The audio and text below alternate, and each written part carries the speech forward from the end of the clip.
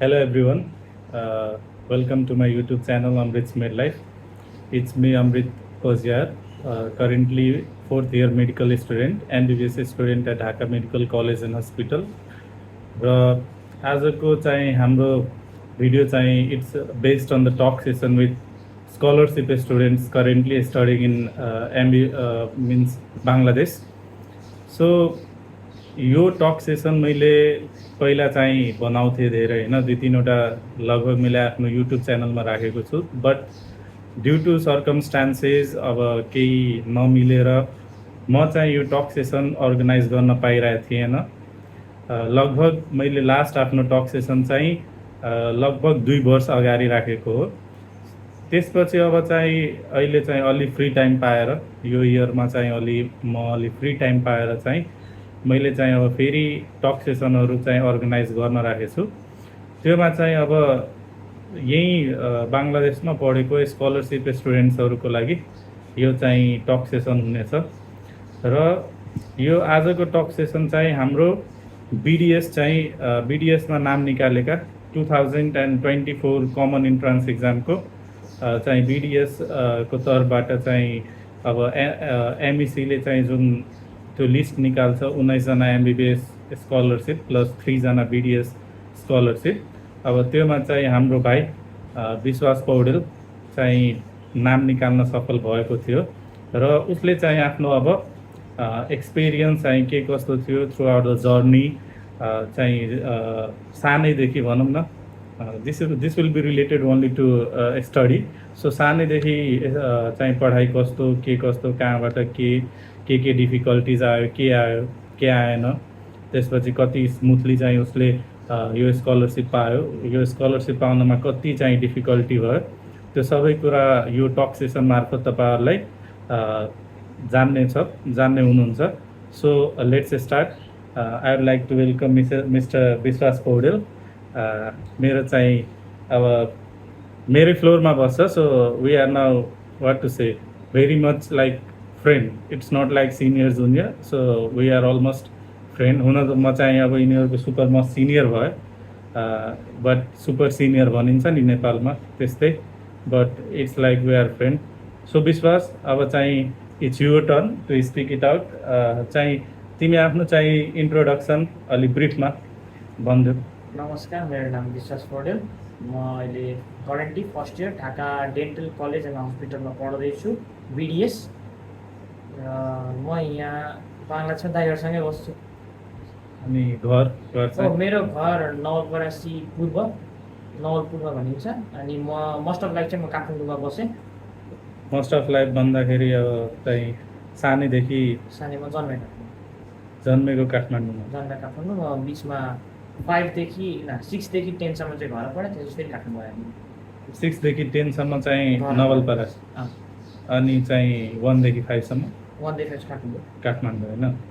ए, कुन स्कुलबाट सानैदेखि अब कहाँदेखि कहाँ, जस्तो 1देखि 5 यहाँ, त्यसपछि 6देखि 10 यहाँ? धेरै स्कुल पढेको छु मैले.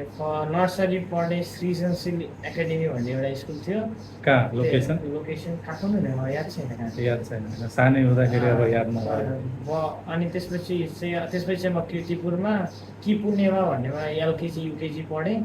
अनि त्यसपछि क्लास 1 to 4 चाहिँ मैले 1 to 4 र 5 चाहिँ 1 to 4 चाहिँ मैले क्रिएटिभ एकाडेमीमा पढेँ किर्तिपुर. अनि त्यसपछि 6 to 10 चाहिँ मैले पढेँ. घरमा कता? श्री त्रिभुवन बाल माध्यमिक विद्यालय. त्यो चाहिँ सरकारीमा 6देखि 10. अनि त्यसपछि चाहिँ plus two Kathmandu model college Lalitpur है. म चाहिँ बागबजार र भाइ चाहिँ ललितपुर. केएमसीको स्टुडेन्ट्सहरू चाहिँ जहाँ गए पनि अलि राम्रै गर्ने रहेछ. अनि युनिभर्सिटी त अब यता भइ नै हाल्यो, ढाका डेन्टल कलेज होइन, ढाका युनिभर्सिटीमा. ल अब चाहिँ जिपिए, तिमीहरूको जिपिए नै थियो होइन? जिपिएहरू चाहिँ कतिको आएको थियो, जस्तो एसईमा, त्यसपछि प्लस टूमा? मेरो एसईमा 3.85 जिपिए थियो. 11मा 3.66 थियो. अनि 11 तिमीहरूको त चाहिँ कलेजले इन्टर्नल होइन? त्यसपछि एक्स्ट्रा 12 को चाहिँ 3.56. 3.56. 3.56 A 3.56 A. It's good. Actually, त्यो ग्रेड्सहरू त म्याटर गर्छ कहिलेकाहीँ, तर प्रिसाइसली अब यहाँ चाहिँ मेडिकल एजुकेसन एमबिबिएस बिडिएस गर्नेहरूको लागि त मोस्ट इम्पोर्टेन्ट फरमोस्ट कुरा चाहिँ भनेको इन्ट्रान्स इक्जाम नै हो. सो अब त्यो सानैदेखिको कुरा त भयो. अब चाहिँ तिमीले स्टुडेन्टहरूको यो सेक्सन हुन्छ नि कसरी पढ्ने के गर्ने भनेर, त्यो कुरामा अब तिमीले चाहिँ मेन त +2 कै कुरा आउँछ कसरी पढ्ने. इन्ट्रान्सको फोकस भनेको त 11 बाटै स्टार्ट हुन्छ. 12 बाट मेनली तिमीले ब्रिज कोर्स गरेको थियो कि नै? जस्तो एसई पछि अनलाइन ब्रिज कोर्स गरेको थिएँ. त्यो 11 एसई एसई र 11 को बिचमा मैले अनलाइन ब्रिज कोर्स गरेको थिएँ. कुन इन्स्टिट्युसनबाट? इन्स्टिट्युट चाहिँ मलाई याद छैन. इन्स्टिट्युसन याद छैन? अनलाइन थियो एउटा. अनलाइन थियो. तिमीले अनलाइन चाहिँ लेक्चर लिएको थियो? अनलाइन त्यो अनलाइन क्लासेसहरू हुन्थ्यो जुममा. ए अनि चाहिँ अब 11 देखि लिएर अब 12 सम्म इन्ट्रान्सको हुन्छ नि, इन्ट्रान्ससम्मको के त्यतिसम्मको जर्नी कस्तो थियो? त्यति धेरै गाह्रो चाहिँ जस्तो लाग्दैन मलाई इन्ट्रान्ससम्मको जर्नी, तर अलिकति हेक्टिक पनि थियो किनभने बाहिर कम्पिटिसन देख्दा अलिक डर पनि लाग्थ्यो. मैले नेममा चाहिँ पढाएको थिएँ 12 पछि. 12 सम्म चाहिँ मैले अनलाइन प्यारामेडिकलको के अरे प्री मेडिकल कोर्स गरेँ. प्री मेडिकल 12 भरि चाहिँ अनलाइन. 11 मा गरे कि 12 मा सुरु गरेको? कतिजनाले आजकल त अब स्टुडेन्टहरू चाहिँ 11 बाटै गर्न थाल्छन्. तिमीलाई त्यस्तो important I don't think so 11 बाट सुरु गरेर उसले त्यति कोअप गर्न सक्छ, किनभने 11 मा त उसले 11 12 मा के छ कोर्स अनि 11 12 को अलिकति बेसिक कुरा नजानिकन उसले प्री मेडिकल पढेर गर्छ कि भन्ने त्यो चाहिँ मेरो कन्सेप्ट छ एउटा. त्यो त अब इन्डिभिजुअलमा भर पर्छ. मलाई चाहिँ एटलिस्ट 11 मा अलिअलि बेसिक टर्महरू जानेर अनि अलिअलि बेसिक कोर्सको आइडिया भइसकेपछि 12 बाट प्री मेडिकलहरू जोइन गर्दा चाहिँ ठिक हुन्छ जस्तो लाग्छ मलाई चाहिँ. मैले एउटा इम्पोर्टेन्ट कुरा छुटाएँ. तिम्रो चाहिँ सिई र्याङ्क कति थियो? त्यो के भन्छ 2024 500 समथिङ भयो जस्तो लाग्छ मलाई. 500 समथिङ. तिमीलाई याद छैन हैन? बिडिएसमा. अनि तिमीले एमबिबिएस को त्यो दिएको थियो कि नै एक्जाम? एमबिबिएस मा कति आयो र्याङ्क? अराउन्ड 1500 र्याङ्क है. तिमीले त अब उता पनि राम्रै कलेज पाउँथ्यौ हैन? पेइङमा पढ्ने एमबिबिएस पेइङमा पढेको भए त काठमाडौँमै पाउँथ्यो हैन? तर you went for BDS scholarship. I was in the term to drop it, but MSc को त्यो सुरु भयो. एमएससीले स्कलरसिप खोल्यो अनि मैले स्कलरसिपमा फर्म चाहिँ भरेँ अनि त्यसपछि फर्चुनेटली यहाँ आइपुगेँ. It is what it is. त्यो त अब पछि जाउँला त्यो कुरामा पनि कसरी के गर्यो भनेर प्रोसेसहरू. तर अब चाहिँ स्टुडेन्टहरूलाई अब हुन्छ नि एउटा क्युरियस पार्ट चाहिँ तिमीले चाहिँ अब एनइबी को स्टडी अनि चाहिँ यो एमइसीले जुन लिने कमन इन्ट्रान्स इक्जाम त्यसको स्टडी, यो दुवैको डिफ्रेन्सिएट गरेर पढ्यो कसरी कि त्यो दुवैलाई सँगै लिएर पढ्यो? त्यो दुवैलाई सँगै लिन not that easy. I think it's not possible to together लान, किनभने एनइबीको कोर्स कन्सेप्चुअल बेसिसमा छ, त्यसपछि राइटिङको बेसिसमा छ. राइटिङमा फिगरहरू थ्योरिटिकल बेसिसमा छ. तपाईँले फिगर एक्सप्लेन गर्नुपर्छ कि फिगरहरू एक्सप्लेन गर्नुपर्छ, क्वेसनमा एक्सप्लेन गरेर चाहिँ तपाईँले बढाएर लेख्नुपर्छ. तर इट्स बेस्ड अन फ्याक्ट अनि सीको चाहिँ फ्याक्टमा बेस्ड हुन्छ. किनभने तपाईँले पर्टिकुलर नेमको भाइरसको नाम भन्यो भने भाइरसको नाम भन्न सक्नु पर्यो. त्यो भने कम्प्लिट डिफ्रेन्ट भन्छु म चाहिँ त्यसलाई. Complete different. एनइबीको बेस चाहिन्छ तर entrance studies is one level of then the NEB studies. त्योभन्दा चाहिँ अब बेस चाहिँ राम्रो हुनु पर्यो. बेस चाहिँ राम्रो हुनुपर्छ, किनभने सानो सानो कुरा त यतापट्टि बुझेकै हुनुपर्छ, किनभने बेस बिना घर त बन्दैन. बेस बलियो छैन भने घर त भत्किने नै हो स्योर कुरा. त्यसो भए तिमीले चाहिँ 11-12 मा खास गरी कुन कुन स्टडी रिसोर्सेसहरू चाहिँ बुक्सहरू कुन कुन युज गरेको थियो? जस्ट जुन नेपालमा चाहिँ जेनरली फलो गरिने बुकहरू कि एक्स्ट्रा केही गरेको? मैले एक्स्ट्रा पढिनँ. मैले नेपालमै युज हुने कोर्स बुकहरू पढेँ, त्यसपछि नेमको मोडुल पढेँ. नेमको मोडुल अनि त्यसपछि कम्प्लिट सोल्युसन चाहिँ मैले 12 मै हुँदै किनिसकेको थिएँ. हैन अहिले एनइबीको कुरा गर्दा चाहिँ मैले एक्स्ट्रा केही पनि पढिनँ. मैले एनइबीको ओल्ड इज गोल्ड किनेको थिएँ एउटा, अनि त्यसपछि कोर्स बुक मात्रै. निमा पब्लिकेसन रिड मोर थियो जस्तो लाग्छ मलाई. रिड मोर है. मैले पनि रिड मोर पढेको थिएँ. अनि त्यसपछि एनइबीको कोर्स भयो अनि त्यसपछि टिचर्सहरूको नोट चाहिँ बढी फलो गरेको थियो किनभने टिचरहरूले टिचरहरूले note- राइटिङ चाहिँ राम्रो लेखाउनुहुन्छ हाम्रो केएमसीमा केएमसीमा त त्यो छ टिचरहरूले एकदम चाहिँ राम्रो नोटहरू नोटहरू लेखाउनुहुन्छ उहाँहरूको नोट पढेपछि पास हुन चाहिँ सकिन्छ अलि बढी मार्क्स ल्याउन बुक पढ्नै पऱ्यो बुक पढ्नै पर्यो त्यो त हुन्छ खासमा त टिचरहरूले बेसिकल्ली फिजिक्सको टिचरहरूले त्यसपछि केमिस्ट्रीको टिचरहरूले उहाँले चाहिँ राम्रो अनि चाहिँ हाम्रोको त केएमसी बागबजारमा प्रायः जसो टिचरले अब जस्तो हुनुहुन्थ्यो नि केएम म्याम त्यसपछि तिमीहरूको त नभनौ फरक हुन्छ फरक हुनुहुन्थ्यो तर बेसिकली जुलोजी र बोटनीको टिचरहरूले हामीहरूमा के थियो भन्दाखेरि आफैले चाहिँ आफैले विद्यार्थीले आफैले नोट लेख्नु पर्थ्यो के हाम्रो जुलोजीमा चाहिँ आफै लेख्नुपर्छ अनि बोटनीमा टिचर बोटनीमा चाहिँ सरले नोट चाहिँ लेखाउनु हुन्थेन तर सरले चाहिँ यो पढ्नुपर्छ अनि त्यसपछि उहाँले टपिक लेखेर एक्सप्लेन चाहिँ गरिदिनुहुन्थ्यो अनि यो टपिक चाहिँ बुकबाट तिमीहरूले यो बुकबाट यसरी हेर्दा चाहिँ सजिलो हुन्छ भन्नुहुन्थ्यो सरले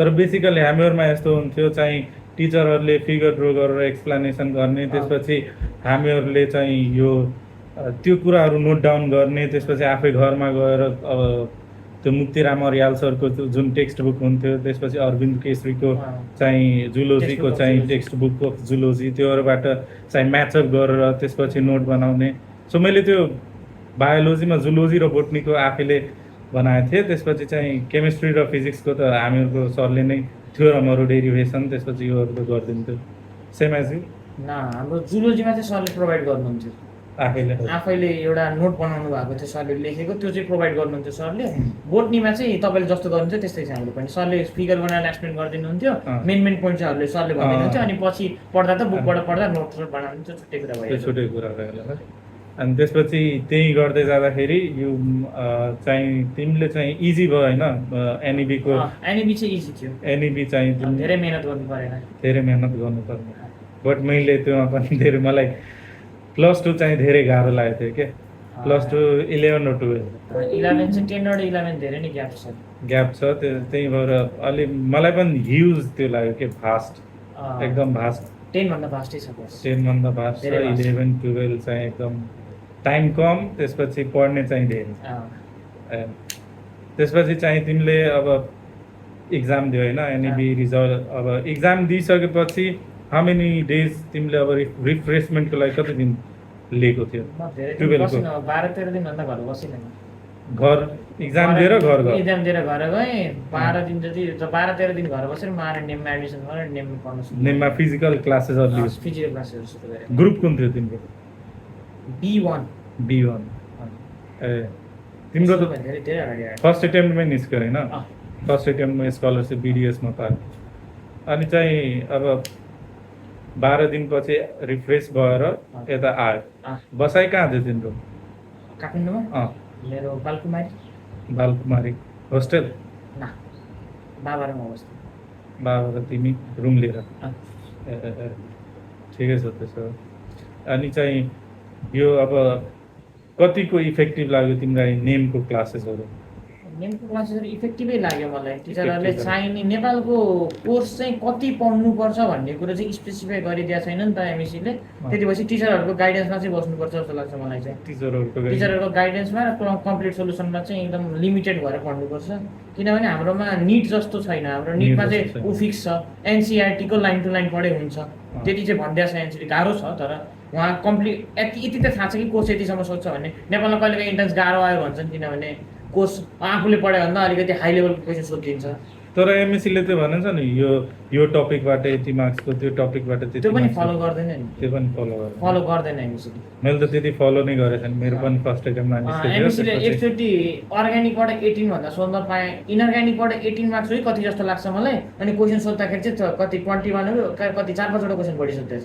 4-5 अनि अर्कोमा कम भयो फलो गर्दैन एमएससी ले त्यो चाहिँ एमएससी ले चाहिँ क्वेसन कोर्स करिकुलम लिमिट छ न चाहिँ मार्क डिस्ट्रिब्युसन पनि मार्क डिस्ट्रिब्युसन सब्जेक्ट वाइज चाहिँ लिमिटेड छ तर सब्जेक्ट वाइज त 50 अनि त्यसपछि 80 अनि 20 को म्याथको 20 80 को बायोलोजी त्यसपछि 50 के फिजिक्स र केमिस्ट्री तर त्यो भित्रको डिस्ट्रिब्युसन चाहिँ एमएससी ले फलो गरेर देखाएको छैन हाम्रो बेलामा चाहिँ गरेन हाम्रो भन्दा अघिल्लो ब्याचमा पनि गरेको थिएन अहिलेको त मैले हेरेको छैन ओके सो तिमीले त एडमिसन लियो फिजिकल क्लासेसहरु गर्यो कुन क्लासेसहरू गर्यो अब डे सिफ्ट कि मर्निङ सिफ्ट यो कुराहरूमा पनि Day अब shift. विद्यार्थीहरूलाई त्यो हुन्छ डे सिफ्ट गरेँ मैले चाहिँ।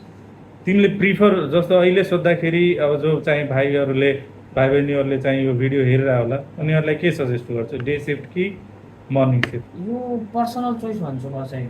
कसैको राति पढ्ने बानी हुन्छ, कसैको दिउँसो आफै एक्लै बसेर पढ्ने बानी हुन्छ, कसैको बिहान छिटो उठ्ने बानी हुन्छ, कसैको हुँदैन। मेरो बिहान छिटो उठ्ने बानी थियो, तर बिहान म तिमी त पढ्नु यहाँ पनि छिटो उठ्छ 6 बजे 12 बजे सुत्छ र 6 बजे तिम्रो बानी त एकदम एक्युरेट छ होस्टेल आइसकेपछि पनि तिम्रो बानी चेन्ज भएको छैन अझै छिटो सुत्थेँ म घर अझै- 10 बजे सुत्थेँ म नेपालमा हुँदा। बट एटलिस्ट यहाँ 12 म 2 म घन्टा चाहिँ सिफ्ट बिहान गरेर उठेर मर्निङ वक जाने, दौडिन जान्थेँ, अलिअलि एक्सर्साइज गर्थेँ। त्यसमा चाहिँ म इन्ट्रान्स फेजमा पनि जति पनि गर्थेँ मैले त्यो चाहिँ। जतिखेर पनि मलाई अलिकति सुर चल्नुपर्छ, मैले गर्छु, यहाँ पनि गरिरहेको छु बेला बेलामा। यहाँ पनि त गर्छु यहाँ पनि अब छुटेको रह तर इन्ट्रान्सको त चाहिँ छुटेको रहन्छ नि मैले गर्थेँ त्यो। मलाई त्यति इन्सानको प्रेसर चाहिँ लिइनँ मैले, त्यति धेरै प्रेसर। नेममा इक्जाम दिन जाँदा चाहिँ प्रेसर हुन्थ्यो, नेममा स्याटरडे इक्जाम दिन Weekly- जाँदा अलिकति प्रेसर weekly बढी नै mock हुन्थ्यो। test. मक टेस्ट, विकली मक टेस्ट दिँदा चाहिँ अलिकति प्रेसर हुन्थ्यो।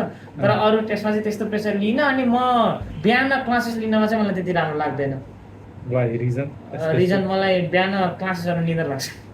क्लासेसमा निन्द्रा कारण त क्लासेसहरू अरूले भनेको मलाई बिहान पढ्न मन लाग्दैन, बिहान आफै रिभिजन गर्न ठिक लाग्छ मलाई, आफै पढ्न ठिक लाग्छ। निन्द्रा भन्ने कुरा त अब दिउँसो पनि खाना खाएर गयो अब क्लासमा त्यो पहिला दिउँसो सुत्थेँ दिउँसो मलाई कम निद्रा लाग्छ। अनि अर्को कुरो मलाई दिउँसै ठिक लाग्यो क्लासेस, किनभने दिउँसो म घर बसेमा पढ्दिनँ, त्यो स्योर छु म।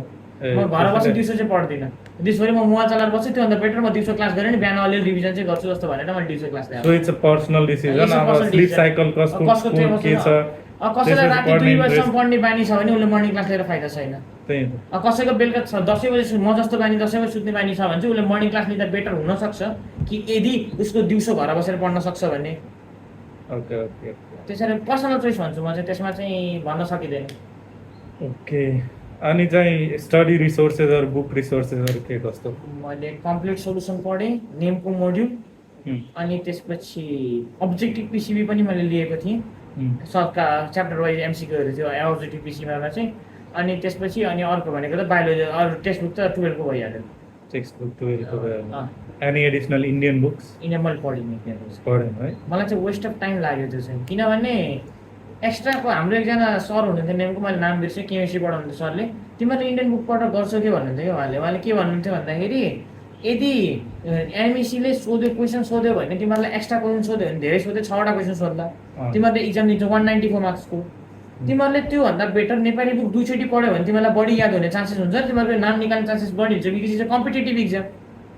अरूले पनि बिगार्छ नि त, अरूले पनि बिगार्छ नि त। इन्डियन बुकको हामीले कोर्समा एमइसीले इन्डियन बुक पढ भनेको छैन नि त हामीलाई, हामीले नेपाली बुकबाटै धेरै सोध्छौँ भनेको छ। त्यो 6वटा क्वेसन पछि भागेर चाहिँ केही हुनेवाला छ जस्तो लाग्दैन भन्नुहुन्थ्यो सरले, र उहाँकै कुरो मैले फलो गरेँ। होइन आजकल मैले यस्तो ट्रेन्ड हेरेको छु कि अब जस्तो चाहिँ जो फ्रेसर हुन्छ होइन फर्स्ट एटेम्प्ट हुन्छ उनीहरूले चाहिँ मस्ट प्रोबेबली चाहिँ त्यही फलो गर्छ के in Nepali books name modules, त्यसपछि चाहिँ अब्जेक्टिभ पिसिबी क्वेसन सल्भ गर्नको लागि अथवा कम्प्लिट सल्युसन त्योहरू प्लस टूको चाहिँ त्यो टेक्स्ट बुकहरू। तर अब एज मतलब भन्छु एटेम्प्ट इन्क्रिजेस होइन उनीहरू चाहिँ अझै के रिसोर्सेसहरू चाहिँ त्यो प्रति बढी इन्ट्रेस्टेड हुन थाल्छ के। यसो हो कि उनीहरूले त्यो एकचोटि पढिसके है, उनीहरूले मोड्युल एकचोटि पढाए हुन्छन्, जसले पनि दे फिल लाइक द्याट अब मेरो यो पढेर पनि नाम निस्केन, मेरो नाम निस्केन, मैले म एक्स्ट्रा extra- पढेर मैले नाम निकाल्छु कि भन्ने एउटा मिसकन्सेप्सन हुन्छ। So they go for fourth attempt fifth attempt र त्योहरू। अनि त्यो चाहिँ अलिकति मलाई वेस्ट अफ टाइमै लाग्छ अरू बुक पढ्नु, किनभने हामीले जहिलेको क्वेसन प्याटर्न हेरे पनि बिपिकेएचएस हेर्नु हुँदैन, त्यसको क्वेसन प्याटर्न इन्डियन थियो। बिपिकेएचएसको पास क्वेसन हटाएर नेपालमा सिई भयो, आइएमको इक्जाम अथवा एमओईको इक्जाम, अनि अर्को हाम्रो उसले केयुले इक्जाम लिन्थ्यो तिनीहरूको, अनि अरू टियु केयु अनि एमओई चाहिँ लिन्थ्यो इक्जाम। त्यो तिनवटाको प्याटर्न हेर्ने हो भने नेपाली बुकहरूको प्लस 2 को कोर्सबाट नै धेरै क्वेसन हुन्थ्यो र त्यहीबाट नै फलो गर्नुपर्छ जस्तो लाग्छ मलाई। अनि चाहिँ तिमी नेम क्लासेसहरू रेगुलरली जान्थ्यौ? रेगुलर नै गएँ म। लास्टमा सिईमा चाहिँ हाम्रो ढिलो हुने भयो, अघिल्लो वर्षको प्याटर्नहरू तोडेर हाम्रोमा चाहिँ सिई दसैँ र तिहारको बिचमा गरियो।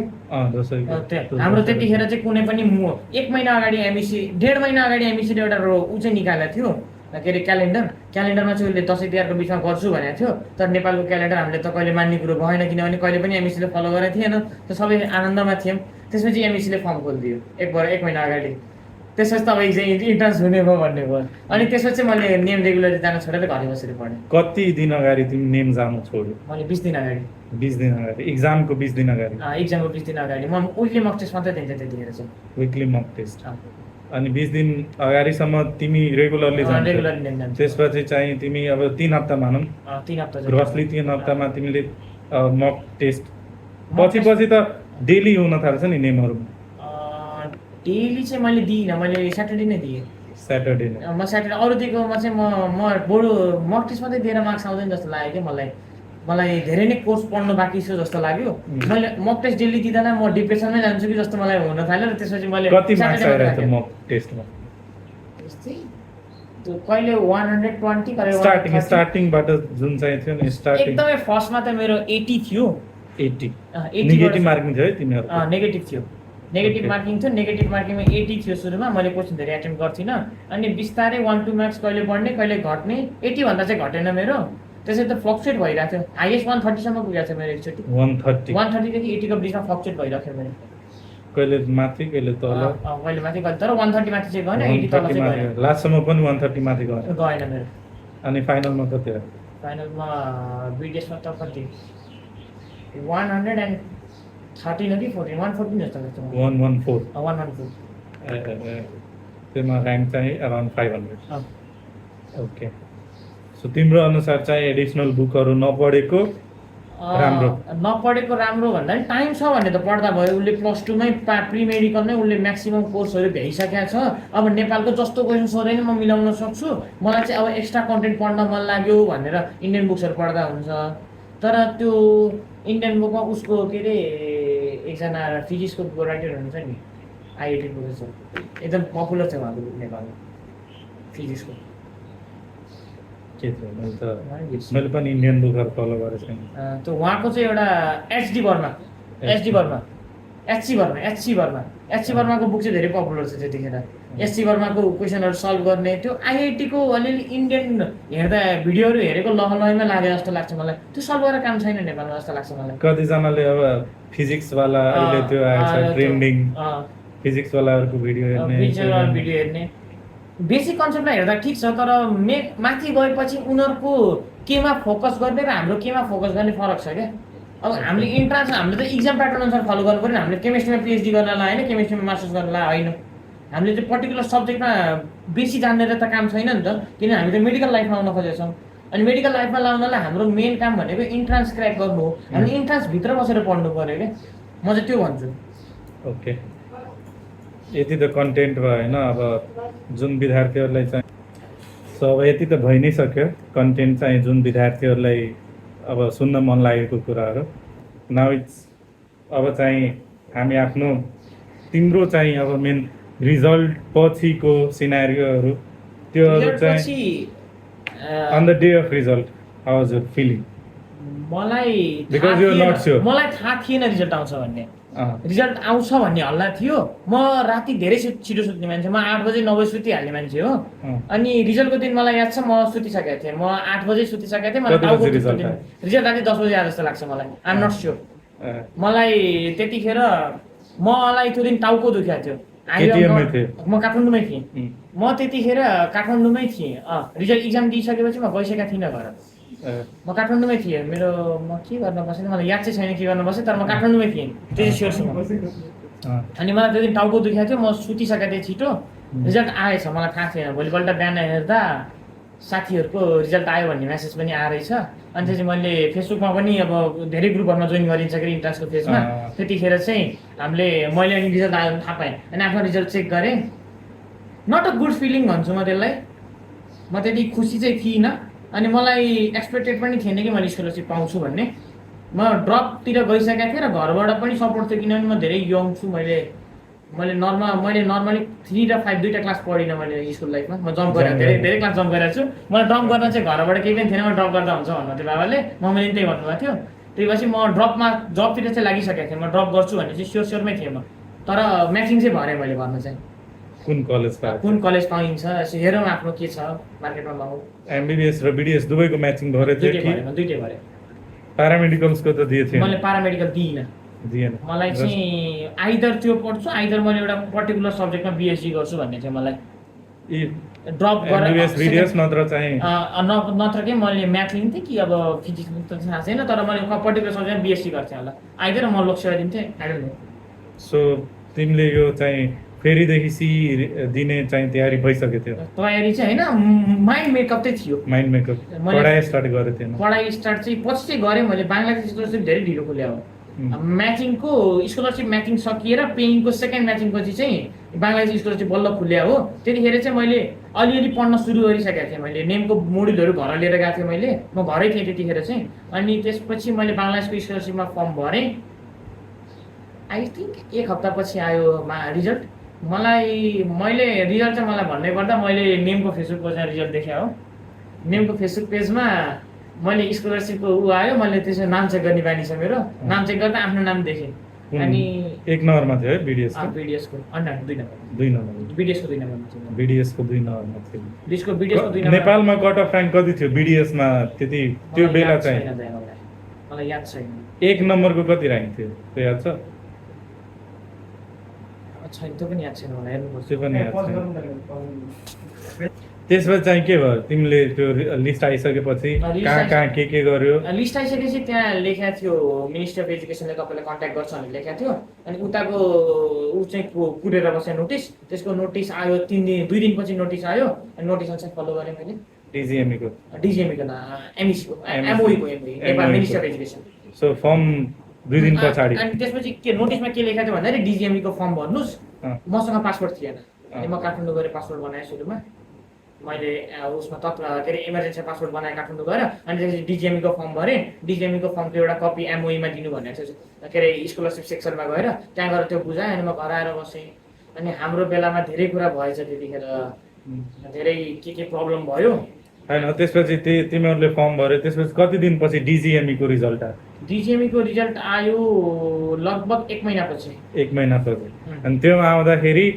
धेरै त्यो चलखेल भएको थियो होइन चलखेल तिमीहरूको त पालामा म भन्न सक्दिनँ के भएको थियो म त्यति धेरै डिटेल थाहा छैन मलाई तर चलखेल भन्ने कुरा थियो म चाहिँ कहीँ पनि गइनँ मेरो नाम थियो डिजिएमईको लिस्टमा एमबिबिएसको के थियो अनि त्यसपछि पछि एमबिबिएसहरूले प्रोसेसहरू गऱ्यो अरे मलाई केही पनि खबर थिएन अनि मलाई एकजना मिनिस्टर अफ एजुकेसनको एकजना सरले फोन गर्नुभयो अनि काठमाडौँ आएर अनि एनओसीहरू बनाउनु पऱ्यो यताउता भन्नुभयो अनि म काठमाडौँ गएँ धेरै झन्झट भयो लास्टमा आएर भन्छु म अनि तिम्रो त दुवैमा नाम थियो नि अब डिजिएमईमा पनि थियो एमएसीमा पनि थियो तिमीले किन प्रब्लम थियो प्रब्लम फेस गर्नु पर्यो त्यतिखेर किन कसको कमजोरी म भन्न सक्दिनँ तर एनओसी हामीले इस्यु गर्न नपर्ने हो तर एनओसी इस्यु गर्न पर्यो त्यो वर्ष हामीले कुशलताले गर्नु हाम्रोभन्दा अघिल्लो ब्याचमा जो स्कलरसिपमा आएको थिए उनीहरूले एनओसी इस्यु गर्नु परेको थिएन हामीले स्कलरसिप इस्यु गर्नु पर्यो हामीलाई बोन्डिङ पनि साइन गराइएन तिमीलाई गरायो कसैलाई पनि गराएको छैन हामी त्यो ब्याचमा त्यो कसैले ब्याचमा अहिलेसम्म कसैलाई गराएको छैन अब गएर कुरा गर्ने कुरा छ अनि त्यसपछि त्यतिखेर भएन अनि त्यसपछि धेरै नै झन्झट भयो एनओसी इस्यु गर्ने एकै दिनमा फेरि एमएससी पुग्नुपर्ने पुलिस क्लियरेन्स अनि त्यसपछि फेरि एटेस्टेड डकुमेन्टहरू सबै बनाउनु पनि धेरै झन्झट भयो अनि त्यही सक्यो त्यसपछि बिस्तारै आइहाल्यो बङ्गलादेश जसरी देन फाइनली जे गरेर पनि त आयो जे गरेर पनि 2 दिनमा टिकट काटेर आइपुग्नु पर्ने अवस्था चाहिँ धेरै गाह्रो थियो तर आइयो जे तिमी त बाई फ्लाइट नै आयो त्यसो सुन्न मलाई थाहा थिएन बाहिर रेडको मलाई आइडिया थिएन अनि को ल्याउन गयो त्यो मलाई कलेजबाट दिदी सुजिता श्रेष्ठ भन्ने दिदी हुनुहुन्थ्यो उता डिडिसीको इन्टर्नसिपमा ढाका डेन्टल कलेजमा इन्टर्नसिपको दिदी हुनुहुन्थ्यो अनि उहाँले रिसिभ गर्नुभयो त्यो दिन म त्यहीँ बसेँ त्यहीँको बोइज होस्टेलमा जहाँ फरेनर चाहिँ अलाउड छैन तर त्यो दिन एक दिन स्पेसल रेकर्डमा चाहिँ मलाई एक स्पेसल रिक्वेस्ट राख्नुभयो भोलिपल्ट त यहाँ आएर आएछ त्यसपछि यहाँ आएपछि अब कस्तो लाग्यो कलेज ढाका डेन्टल कलेज म पनि गएको छैन राम्रो छ कलेज राम्रै लाग्यो त्यति नराम्रो लागेन ठुलै कलेज थियो मान्छेहरू व्हाइट एप्रोन लगाएको मान्छेहरू त्यो त सुरुमा खुसी खुसी नै लाग्यो अन्त हेबिचुएटेड भयो त त्यतिखेर नयाँ ठाउँ अब त्यही माथि आफूले नजानेको भाषा बोल्छन् सबैले तिमी त सिकेर आएको थियो नि भाषा पछि सिक्यो मैले त्यो उसको बेला के अरे यो प्रोटेस्टको बेलामा सिक्यो प्रोटेस्टको बेलामा सिकेको तिमी सिकेर आएको थिएन पछि सिक्यो मैले पछि धेरै त आएकै थिएन मलाई हिन्दी बोल्नु हुन्छ धेरै हेल्पफुल हुन्छ होइन सिकेपछि ल्याङ्ग्वेज सिकेपछि धेरै हेल्पफुल हुन्छ धेरै हेल्पफुल हुन्छ लेक्चर बुझिन्छ इन्टरेक्सन गरिन्छ अब कसैले बाटोमा पनि कसैलाई केही भन्नु पर्यो भन्न सकिन्छ नत्र कसैले हिन्दी पनि बुझिरहनु हुँदैन इङ्ग्लिस त परै जाओस् होइन इङ्ग्लिस त यो देशमा बोल्न गाह्रो छ हिन्दी मलाई बोल्न आउँदैन so how was your feeling अब बाङ्लादेशमा यो फरेन कन्ट्री जस्तो लाग्यो कि लाग्यो Bangladesh not a foreign country हाम्रो नेपाल जस्तै लाग्छ किनभने मान्छेको फेस पनि एउटै जस्तो छ त्यही माथि अनि नेपाली जस्तै बानी बेहोरा छ सबैको रहनसहन उस्तै छ खुवाइ पनि उस्तै छ त्यही हो टाइमिङ अलिअलि डिफ्रेन्ट छ तर उनीहरूले पनि दाल भात खान्छन् हामीले पनि दाल भात खान्छौँ अनि अब हाम्रो साउथ एसियन मेन्टालिटी लगभग एउटै पनि छ त त्यति नट द्याट डिफरेन्ट विदेश त हो तर त्यति विदेश पनि होइन नेपालकै कुनै सहरमा आए जस्तो लाग्छ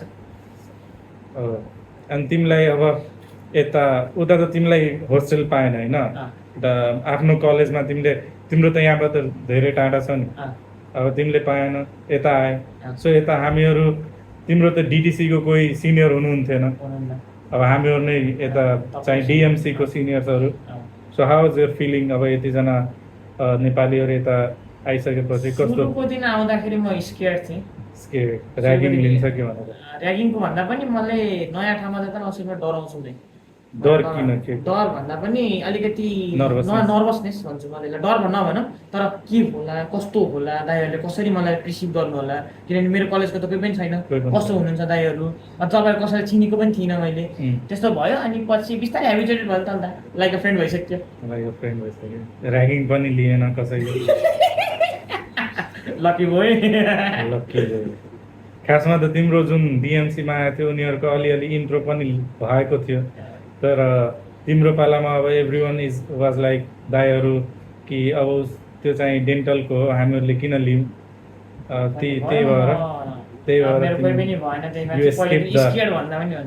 यु स्केप द ऱ्यागिङ के ऱ्यागिङ पनि होइन इन्ट्रो किनभने हामीहरूले त न हामीहरूलाई ऱ्यागिङ लिएको थियो कसैले न हामीहरूले कसैलाई ऱ्यागिङ लिन्छ जस्ट एज अ इन्जोयमेन्ट त्यो पनि विकेन्ड नाइट सो यति हुँदै गर्दाखेरि अब चाहिँ हाउ इज द कोर्स के डेन्टलको अब तिमीलाई कतिको गाह्रो लागिरहेको छ गाह्रै छ प्लस टू भन्दा त अफकोर्स प्लस टू भन्दा धेरै गाह्रो छ anatomy physiology biochemistry science of डेन्टलमा डेन्टल एनाटोमी भने 5वटा सब्जेक्ट पढ्नुपर्छ एमबिबिएस भन्दा बढी होइन एमबिबिएसमा 3टा एनाटोमी फिजियोलोजी र बायोकेमिस्ट्री मात्रै पढ्नुपर्छ फर्स्ट फेजमा म चाहिँ 5वटा पढ्नुपर्छ ठिकै छ चलिरहेछ and you are passing it regularly होइन कार्डहरू त चाहिँ कार्डहरू चाहिँ रेगुलरली पास गरिरहेछ अब टर्म आउँदैछ फर्स्ट टर्म हो फर्स्ट टर्म आउँदैछ ए फर्स्ट टर्म आउँदैछ हाम्रो फर्स्ट टर्म एनाटोमी थोरै ए ओके सो यति भन्दै आजको भिडियो यतै अन्त गरौँ थ्याङ्क्स हाम्रो विश्वास भाइलाई उसले आफ्नो अब यो आफूभित्रको चाहिँ एक्सपिरियन्स सेयर गर्नको लागि र यति भन्दै यो भिडियो बन्द गर्न चाहन्छु र इफ तपाईँहरूलाई बङ्गलादेशमा एमबिबिएस र बिडिएस रिलेटेड केही पनि प्रब्लम अथवा केही पनि क्वेरिज त्यस्तो छ भने म आफ्नो यो भिडियोको डिस्क्रिप्सनमा चाहिँ आफ्नो प्रोफाइलको लिङ्क हालिदिएछु फेसबुक प्रोफाइलको प्लस वाट्सएप नम्बर पनि राखिदिएछु तपाईँहरू डाइरेक्ट कन्ट्याक्ट गर्न सक्नुहुनेछ म्यासेज गरेर अफकोर्स म त्यो म्यासेजलाई रेस्पोन्ड गर्ने नै छु हस् धन्यवाद थ्याङ्क यू